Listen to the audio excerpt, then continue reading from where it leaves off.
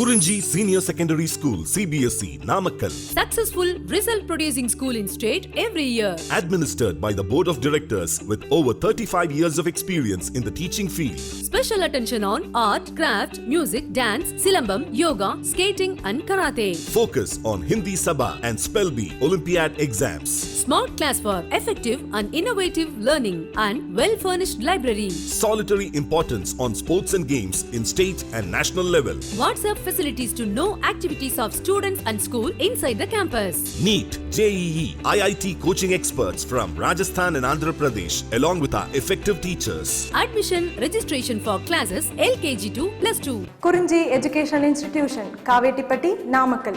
Admission in progress. CBSE, KG to 12, contact 9025895176. Metric 6 to 12, contact 9344567484. For online admission, log on to www.kurinjischoolnkl.in. In continuation to the last class, in this class we start with the next continuation topic 9.5 stress strain curve, right? So what is stress and what is strain we came to know from our previous classes of the same chapter, mechanical properties of solids, right? Okay, so if I need to repeat, that is what is meant by stress means it is that what restoring force per unit area, restoring force per unit area, right? As simple as such, what is strain means change in dimension by original dimension. So in our previous class we discussed different types of stress and different types of strain.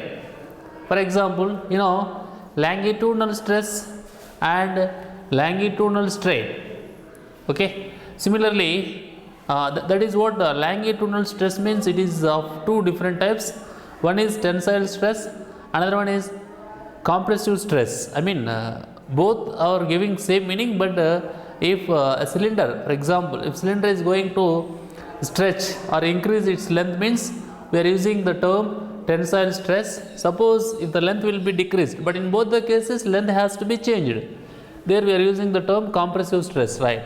So regarding the types of stress and strain, we discussed tensile stress and compressive stress. Related to that, the longitudinal strain, and then second one, tangential or shearing stress. Related to that, shearing strain. At last, hydraulic stress, third one, hydraulic stress, and then that is what volume strain, right? So this is these are the different types of stress and strain we discussed in our previous class, right? That is what I want to say, right? Now here we are going to discuss stress strain curve, right? So by taking a cylinder, cylinder like a wire, okay, a test cylinder you can call it as, or otherwise you can call it as a wire, right? By taking a wire, by suspending the wire, by connecting or by joining the one end of the wire to a point of suspension and another end of the wire to some external force, right? So we are going to study the stress strain curve. We are going to study the stress strain curve, right? Okay, so please be concentrate. It is experiment. We are going to study the relation. That is what we are going to study, the relation between stress and strain. There itself, by drawing a graph between stress and strain, okay, we are getting a curve, right? So which gives us, that is the behavior of a particular material under the external force. Behavior of a particular material means whatever it may be the material, whether it is iron, whether it is copper, whether it is rubber, whatever it may be, right? So which gives us, the behavior of wire under tension, under some force, under some stress, we are going to study in this class, right? Okay, observe carefully. See here, the relation between the stress and the strain. The relation between the stress and the strain for a given material under tensile stress can be found experimentally. The relation between the stress and strain for a given material under tensile stress can be found experimentally, right? So we are going to discuss, that is what we are going to discuss the behavior of a material under tensile stress. Okay, right. In a standard test of tensile properties, in a standard test of tensile properties, a test cylinder means what? A wire. See, here I have written clearly, a test cylinder or a wire is stretched by an applied force, right? Then what will happen?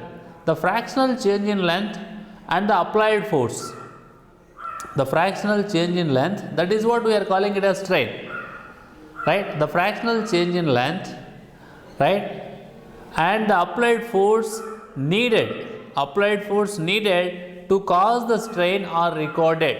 Applied force needed to cause the, right, applied force needed to cause the strain are recorded. That is what we are going to observe. See here, so whatever the force we are going to apply, that will be increased slowly, that will be increased gradually. That is what here I mentioned, right? So you can also say that the applied force is gradually increased in steps and the change in length is noted, and the change in length is will be recorded or noted, right? Now, you know, a graph is plotted between the stress and strain produced. A graph is plotted between the stress and the strain produced. Okay, right. See, what is the stress means here, that I already told you, which is equal in magnitude to the applied force per unit area. Okay, what is the strain means, that is what change in dimension by original dimension. Okay, right. Here you can also see a typical graph for a material, that is what here it is like actually 9.3 in our textbook, it is 9.4, right? So you see this, observe carefully, this is what it is a typical graph for a metal, right? A typical graph for a metal, and analogous graphs, I mean similar graphs for compression and shear stress may also be obtained. Okay, right. And one more very important thing, keep in mind, see I already written here, the stress strain curve vary from material to material. The stress strain curve vary from material to material. Okay, right. The stress strain curve change from material to material, right? And one more point here, that is what these curves, whatever the curves we are getting here, these curves help us to understand how a given material deforms under increasing loads. For example, you take this curve. So how this curve helps us? So this curve makes us to understand how a given material deforms with increasing loads, right?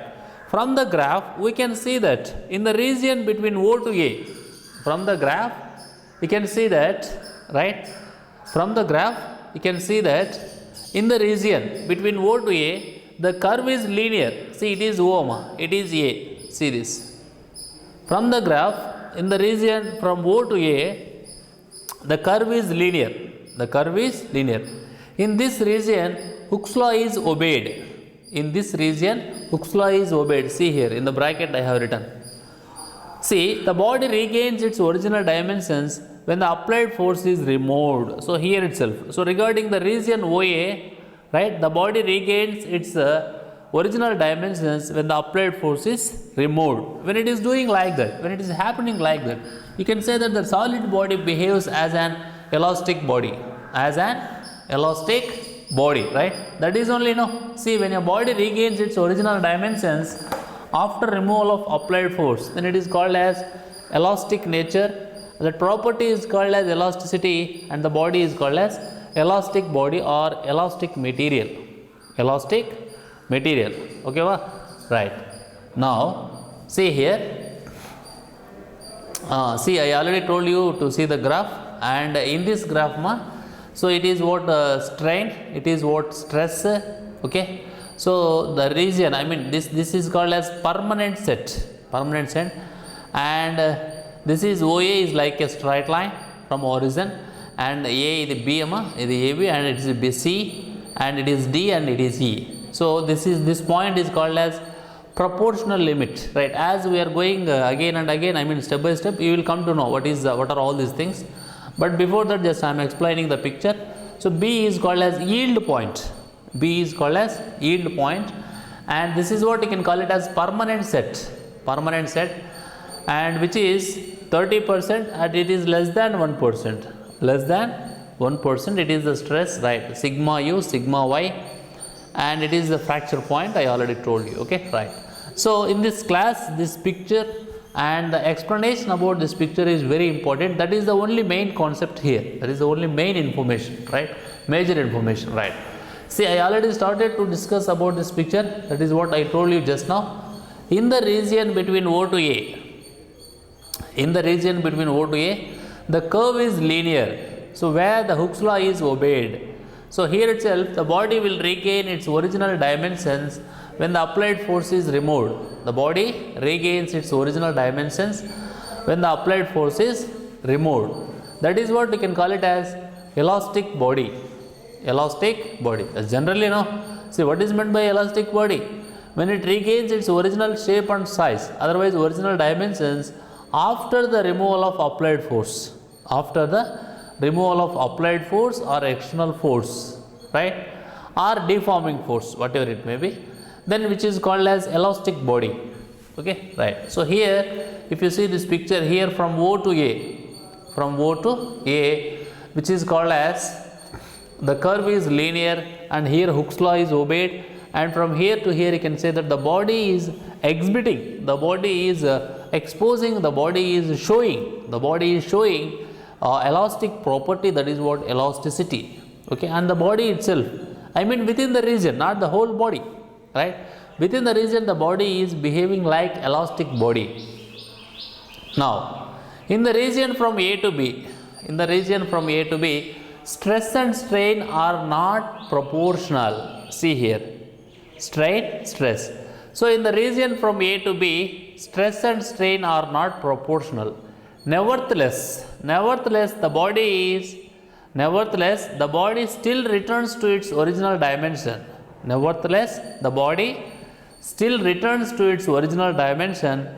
the load is removed. Okay. Nevertheless, the body still returns to its original dimension when the load is removed. Right? The point B in the curve, is known as yield point. I want to repeat once again.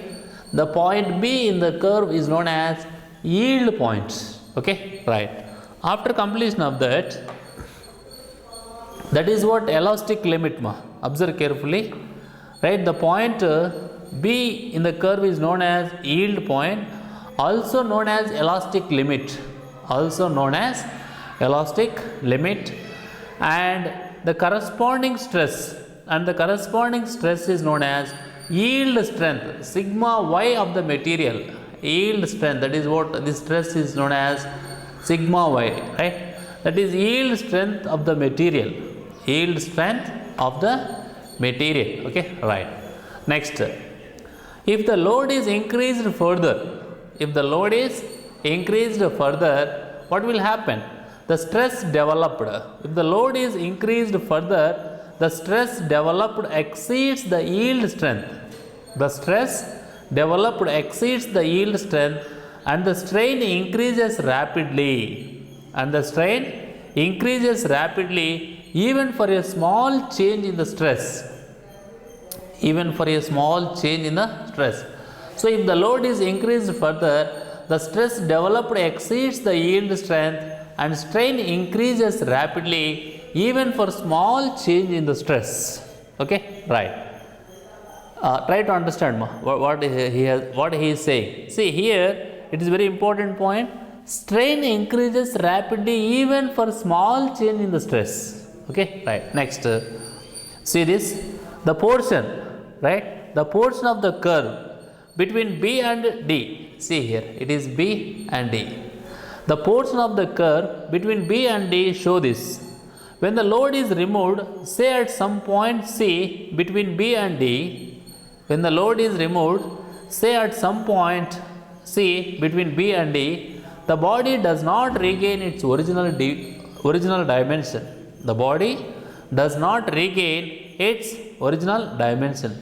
In this case, even when the stress is zero, in this case, even when it is important point. In this case, even when the stress is zero, even when the stress is zero, the strain is not zero. That is very important. See, the behavior of a wire under different value of stress and with respect to time helps us a lot in our practical daily life applications. That is very important point here. Generally I am saying, okay, right. See, in the region, I am repeating from here onwards. The portion of the curve between B and D show this. When the load is removed, say at some point C between B and D, the body does not regain its original dimension. Okay, right. In this case, even when the stress is zero, the strain is not zero. In this case, even when the stress is zero, strain is not zero. Here what he told? See here, the strain increases rapidly even for small change in the stress. Right? But here what he is saying? See, when in this case, even when the stress is zero, the strain is not zero. The material is said to have permanent set. Here, the material is said to have permanent set. The material is said to have permanent set. Right. The deformation is said to be plastic deformation. The deformation is said to be plastic deformation. Right. Okay. The point D on the graph. The point D on the graph is the ultimate tensile strength, that is sigma u of the material, right? Sigma u of the material. See here. Okay. See, what I am saying is the deformation is said to be plastic deformation. The point D on the graph is the ultimate tensile strength. The point D on the graph is the ultimate tensile strength, sigma u of the material. Sigma u of the material. Beyond this point, additional strain is produced. Beyond this point, additional strain is produced even by a reduced approach, and fracture occurs at point E. See here, the point D on the graph is the ultimate tensile strength sigma u of the material. Beyond this point means this side, right? Beyond this point means here this side, that is what you can see, right? See, so the point D on the graph is the ultimate tensile strength sigma u of the material, right? Beyond this point, additional strain is produced even by a reduced applied force. Even by a reduced applied force, okay? Even by a reduced applied force. And fracture occurs at point E. That is what which is called as, that is the reason we are calling it as, it is fracture point, okay? It is fracture point, okay? Right. It is fracture point. So next, after completion of that, you know, if you observe carefully, after that is our discussion is up to fracture point, okay? Fracture point. See here. So E is the fracture point. Keep in mind, E is the fracture point. Okay, right. See, after completion of that, you can say if the ultimate strength and fracture points D and E are close. See, it is D, it is E, it is C, it is D. So when compared to these two are close, no? So close means what can we conclude? So the time lapse is very small. If the ultimate strength and the fracture points D and E are close, the material is said to be brittle. From here to here, the material is said to be brittle. Okay, right. If they are far apart, the material is said to be ductile. If the distance between D and E is more for a given material, that material is said to be ductile. If the gap between D and E is not E is very small and is close, D and E are close, then the material is said to be brittle. You can see in our kitchen, in our house, you can see the brittle materials and you can also see the ductile materials, right? So here, based on the gap between D and E, the time gap, generally time gap, right? And here, the points D and E are very close means then the material is said to be a brittle material, and if there is large distance or there is a more gap means then the material is said to be ductile. So it's an important point because we are judging the nature of the material. What type of material is it based on the graph or based on our discussion. See, that is what a stress strain curve. Okay, right. And you can see this. That is what you can see this graph. Actually, this graph is right. This picture. Okay, it is 9.4. It is 9.3. So this figure shows stress strain curve for the elastic tissue of aorta, right? Aorta, that is what, that is present in the heart, right? So biologically, you know, that part, it is like rubber-like material, right? So here, this graph shows the stress strain curve for the elastic tissue of aorta, and then if you see, the stress strain behavior varies from material to material. That's what I already concluded in the starting of this class, right? So we change from material to material. And one more thing is here, for example, suppose if you take one particular material, for example rubber, right? It can be pulled to several times its original length and still it returns to its original shape and size. That is what still it regains its original dimensions, right? So that is what elastic material. So generally rubber is elastic material, but I am not saying on comparison, just I am talking about only rubber. When the point comes to the comparison or discussion, then I will come to conclude what is the difference between rubber and some other material like iron, copper, aluminum, whatever it may be. Okay, right. See, when we are going to pull a rubber to several times, right, its original length and still returns to its original shape. Okay, right. Now shows this is what it is. It shows the stress strain curve for the elastic tissue of aorta, right, present in the heart.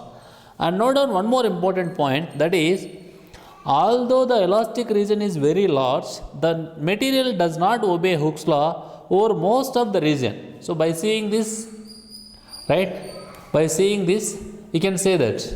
And here also you can see, even though, right, the elastic region is very large, even though the elastic region is very large, the material does not obey Hooke's law. The material does not obey Hooke's law over most of the region. Over most of the region. Okay, right. And secondly, there is no well-defined plastic region. There is no well-defined plastic region. Okay. And this is what I already told you. Stress strain curve for the elastic tissue of aorta, the large tube that is carrying blood from the heart. So, right, the function of aorta is the large tube. That is what tube means, vessel, which carries the blood from the heart. Okay, right. Now, substances like tissue of aorta, rubber, etc., which can be stretched to cause large strains, then which are called as elastomers. This definition is important. One mark. This definition is important. Substances like tissue of aorta, rubber, which are called as elastomers, right? So the elastomers means which gives large strain, okay? So which can cause large strains. That's why, you know, the name itself indicates elastomers, right? Showing or exhibiting, right? That is what larger quantity of elasticity, as simple as such in our own words, right? From our understanding, you can say like that, right? Which exhibiting a large quantity of elastic nature, right? So that's why which are called as elastomers, right? Okay. So in this class, we discussed In this class, we discussed stress strain curve. So what is stress and what is strain? We already discussed in our previous class. But in this class, we are studying the stress strain curve for one particular material, right? The material, whatever it may be, but based on the graph, we can conclude the behavior of material. Based on this important graph, you can conclude the behavior of a material, right? So how it behaves and what is the obeying of Hooke's law and different regions and different points, right? And why how the material is brittle and how the material is ductile, and when it behaves like a plastic material, when the permanent deformation caused here. This and all you can study from this graph. Okay, that's what we did now. And next we also had one picture. That picture shows a stress strain curve. Stress strain curve for elastic tissue of aorta. And we also discussed what are elastomers, the materials which exhibiting more elastic nature, right? Which are simply called as elastomers. For example, a tissue of aorta, a rubber, etc. Okay, right. Thank you. In our next class, we will continue with the next continuation topic. Actually, it will be 9.6 and the topic is elastic moduli. Elastic moduli. That we will start in the next coming class. Okay, thank you.